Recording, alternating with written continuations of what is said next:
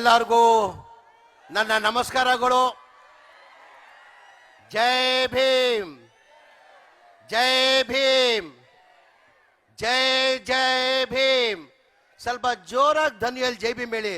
ಇವತ್ತು ನಮಗೆಲ್ಲ ಗೊತ್ತೇ ಇದ್ದಂಗೆ ಬಾಬಾ ಸಾಹೇಬ್ ಅಂಬೇಡ್ಕರ್ ಅವರು ಸಂವಿಧಾನ ಕೊಟ್ಟಿಲ್ಲ ಅಂದ್ರೆ ನೀವು ಅಲ್ಲಿ ಕೂರಕ್ಕಾಗ್ತಾ ಇಲ್ಲ, ನಾನು ಇಲ್ಲಿ ಮಂತ್ರಿಯಾಗಿ ನಿಲ್ಲಕ್ಕೆ ಸಾಧ್ಯ ಆಗ್ತಾ ಇಲ್ಲ. ಬಾಬಾ ಸಾಹೇಬ್ ಅಂಬೇಡ್ಕರ್ ಸಂವಿಧಾನ ಕೊಟ್ಟಿದ್ದ ಕಾರಣಕ್ಕೆ ನೀವು ಅಲ್ಲಿ ಕೂತಿದ್ದೀರಾ, ನಾನು ಇಲ್ಲಿ ಮಂತ್ರಿಯಾಗಿ ನಿಂತಿದ್ದೀನಿ. ಹಾಗಾಗಿ ನಮ್ಮ ಕರ್ತವ್ಯ ಆಗ್ತಾ ತಾನೆ ಜೋರಾಗಿ ಜೈ ಭೀಮ್ ಹೇಳೋದು.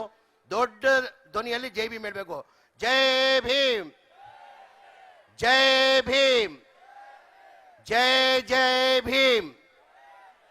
ವೇದಿಕೆ ಮೇಲೆ ಆಸೀನಿರುವ ನನ್ನ ಆತ್ಮೀಯ ಸ್ನೇಹಿತರು, ನಮ್ಮ ಪಕ್ಷದ ಮುಖಂಡರು, ಸಚಿವರು, ಕೊಪ್ಪಳ ಉಸ್ತುವಾರಿ ಮಂತ್ರಿ ಆದಂಥ ಶಿವರಾಜ್ ತಂಗಡಿ ಅವರೇ, ಇನ್ನೊಬ್ರು ನನ್ನ ಆತ್ಮೀಯ ಸ್ನೇಹಿತರು, ನಮ್ಮ ಪಕ್ಷದ ಮುಖಂಡರು, ಶಾಸಕರು, ಈ ಕಾರ್ಯಕ್ರಮ ಅಧ್ಯಕ್ಷ ವಹಿಸಿರುವ HR ಗೋಯಪ್ಪ ಅವರೇ, ಶಾಸಕರಾದಂಥ ಹೇಮರಾಜ್ ನಾಯಕ್ ಅವರೇ, ಶಾಸಕಿಯಾದಂಥ ಲತಾ ಮಲ್ಲಿಕಾರ್ಜುನ್ ಅವರೇ, ಶಾಸಕರಾದಂಥ NT ಶ್ರೀನಿವಾಸ್ ಅವರೇ, ಶಾಸಕರಾದಂಥ ಕೃಷ್ಣ ನಾಯಕ್ ಅವರೇ, ನನ್ನ ಆತ್ಮೀಯ ಸ್ನೇಹಿತರು, ಲೋಕಸಭಾ ಸದಸ್ಯರಾದಂಥ ರಾಜಶೇಖರ್ ಯತ್ನಾಳ್ ಅವರೇ, ನನ್ನ ಆತ್ಮೀಯ ಸ್ನೇಹಿತರಾದಂಥ ರಮೇಶ್ ಅರವಿಂದ್ ಅವರೇ, ಪೂಜಾ ಗಾಂಧಿ ಅವರೇ, ಪ್ರೇಮ ಅವರೇ, ವೇದಿಕೆ ಮೇಲೆ ಆಸೀನಿರುವ ಎಲ್ಲ ಪಕ್ಷದ ಮುಖಂಡರೇ, ಇಲ್ಲಿದ್ದಂಥ ಎಲ್ಲ ಆತ್ಮೀಯರೇ, ಮಾಧ್ಯಮ ಸ್ನೇಹಿತರೆ,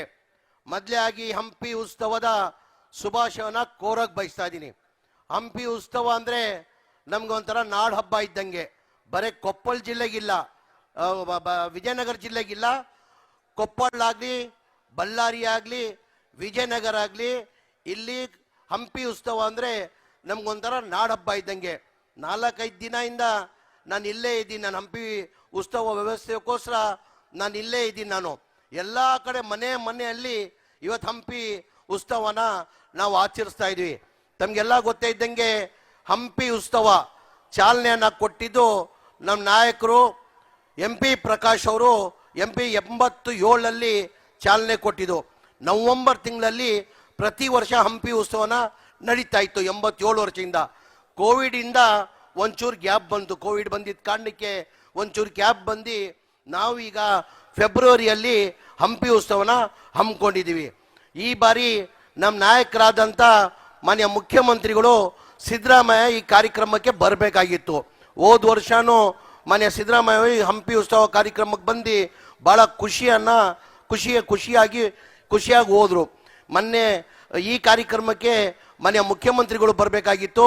ನಿನ್ನೆವರೆಗೂ ನನ್ನ ಹಂಪಿ ಉತ್ಸವ ಹೋದ ವರ್ಷ ಚೆನ್ನಾಗಿ ಮಾಡಿದ್ದೆ ಕಣೋ, ಈ ವರ್ಷನೂ ಚೆನ್ನಾಗಿ ಆಗ್ತಾ ಇದೆಯಾ ಅಂತ ಗೊತ್ತಾಗಿತ್ತು. ನಾನು ಬರಬೇಕಂತ ಇದ್ದೆ. ನನ್ನ ಕಾರಣದಿಂದ ಆರೋಗ್ಯ ಸರಿಗಿಲ್ಲ, ಆ ಕಾರಣಕ್ಕೆ ನಾನು ಬರೋಕ್ಕೆ ಸಾಧ್ಯ ಆಗಲ್ಲ. ಹಾಗಾಗಿ ನನ್ನ ಕಡೆಯಿಂದ ಕ್ಷಮೆಯನ್ನು ಕೇಳ್ಕೊ ಅಂತ ಮಾನ್ಯ ಮುಖ್ಯಮಂತ್ರಿಗಳು ಸೂಚನೆ ಕೊಟ್ಟಿದ್ದಾರೆ. ಮಾನ್ಯ ಮುಖ್ಯಮಂತ್ರಿಗಳು ಈ ಕಾರ್ಯಕ್ರಮನ ಮುಂದೆ ಹಾಕುವಂತನೂ ಕೇಳ್ಕೊಂಡ್ರು. 28ನೇ ತಾರೀಕು ಮಾಡೋದು ಕಾರ್ಯಕ್ರಮನ ಏಪ್ರಿಲ್ ಮೊದಲೇ ವಾರಕ್ಕೆ ಮಾಡು, ನನ್ನ ಆರೋಗ್ಯ ಸರಿಗಿಲ್ಲ, ಹಾಗಾಗಿ ನೀನು ಬರೋ ತಿಂಗಳು ಏಪ್ರಿಲ್ ಕೊನೆ 8ನೇ ತಾರೀಕು ಮೊದಲೇ ವಾರದಲ್ಲಿ ಮಾಡು ಅಂತ ಮನೆಯ ಮುಖ್ಯಮಂತ್ರಿಗೂ ಕೇಳ್ಕೊಂಡ್ರು. ಹಾಗಾಗಿ ನಾವು ಮುಂಚೆನೇ ನವೆಂಬರ್ ಮಾಡ್ತಾ ಇರೋದು ಕಾರ್ಯಕ್ರಮ ಈಗ ಫೆಬ್ರವರಿಗೆ ಮಾಡ್ತಾಯಿವಿ ಸರ್, ತಿರ್ಗಾ ಏಪ್ರಿಲ್ ಅಂದರೆ ಭಾಳ ಮುಂದೆ ಹೋಗ್ತದೆ ಬೇಡ ಸರ್ ಅಂತ ಮನೆ ಮುಖ್ಯಮಂತ್ರಿಗೆ ಹೇಳಿ ನಾನೇ ಕೇಳ್ಕೊಂಡು ಈ ಕಾರ್ಯಕ್ರಮನ ನಾವು ಮಾಡ್ತಾಯಿದ್ದೀವಿ. ನನ್ನ ಸೌಭಾಗ್ಯ 2ನೇ ಹಂಪಿ ಉತ್ಸವ ಮಾಡೋಕ್ಕೆ ನನಗೆ ಅವಕಾಶ ಸಿಕ್ಕಿರೋದು ನನ್ನ ಸೌಭಾಗ್ಯ ಅಂತ ನಾನು ಭಾವಿಸ್ತಾ ಇದ್ದೀನಿ. ನನ್ನ ಅನಿಸಿಕೆ ಈಗ ರಮೇಶ್ ಅವರು ಭಾಳ ಚೆನ್ನಾಗಿ ಮಾತಾಡೋದು. ಎಲ್ಲರಿಗಿಂತ ಹೆಚ್ಚಾಗಿ ಪೂಜಾ ಗಾಂಧಿ ಅವರು ಮಾತಾಡಿದ್ದು ನನಗೆ ಭಾಳ ಖುಷಿ ತಂತು. ಏನಕ್ಕೆ ಪೂಜಾ ಗಾಂಧಿ ಅವರು ಇಷ್ಟು ಚೆನ್ನಾಗಿ ಕನ್ನಡ ಮಾತಾಡ್ತಾರಂತ ನಾನು ನೋಡಿಲ್ಲ. ನಾನು ಕೇಳಿದೆ ಪೂಜಾ ಗಾಂಧಿ ಅವರು ಭಾಳ ಚೆನ್ನಾಗಿ ಕನ್ನಡ ಮಾತಾಡ್ತಾರಂತ ನಾನು ಕೇಳಿದ್ದೆ. ಇಷ್ಟು ಚೆನ್ನಾಗಿ ಮಾತಾಡ್ತಾರೆ ಗೊತ್ತಿಲ್ಲ. ನಿಜವಾಗ್ಲೂ ನೀವು ಬೇರೆ ಊರು ಅವರಾಗಿ ಇಲ್ಲಿ ಕರ್ನಾಟಕದಲ್ಲಿ ಬಂದು ಇಲ್ಲಿ ಮಾತಾಡಿದ್ರು ಭಾಳ ಹೆಮ್ಮೆ ಅಂತ ಹೇಳಕ್ಕೆ ಬಯಸ್ತಾ ಇದ್ದೀನಿ. ಇವತ್ತು ನನಗೆ ಭಾಳ ಖುಷಿನ ತಂದಿದೆ. ಇವತ್ತು ಈ ಹಂಪಿ ಉತ್ಸವದ 3 ದಿನ ಕಾರ್ಯಕ್ರಮಕ್ಕೆ ತಾವೆಲ್ಲ ಬಂದು ಯಶಸ್ವಿ ಮಾಡಿಕೊಡ್ಬೇಕು. ಹೋದ ವರ್ಷನೂ ಹಂಪಿ ಉತ್ಸವ ಮಾಡಿದ್ವಿ.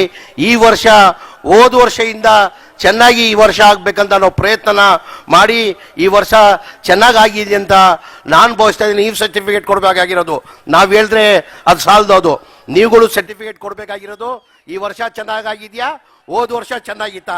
ಯಾವ ವರ್ಷ ಚೆನ್ನಾಗಿದೆ? ಈ ವರ್ಷ ಚೆನ್ನಾಗಿದ್ಯಾ?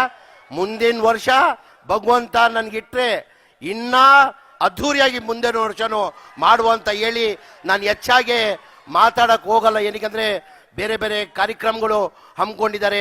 ಇದು ರಾಜಕಾರಣಿಗಳು ಬರೀ ರಾಜಕೀಯ ಭಾಷಣ ಮಾಡ್ತಾರಂತ ತಾವೆಲ್ಲ ಬೇಜಾರು ಮಾಡ್ಕೊತೀರಾ. ಹಾಗಾಗಿ ನಾನು ಹೆಚ್ಚಾಗಿ ಮಾತಾಡಕ್ ಹೋಗಲ್ಲ.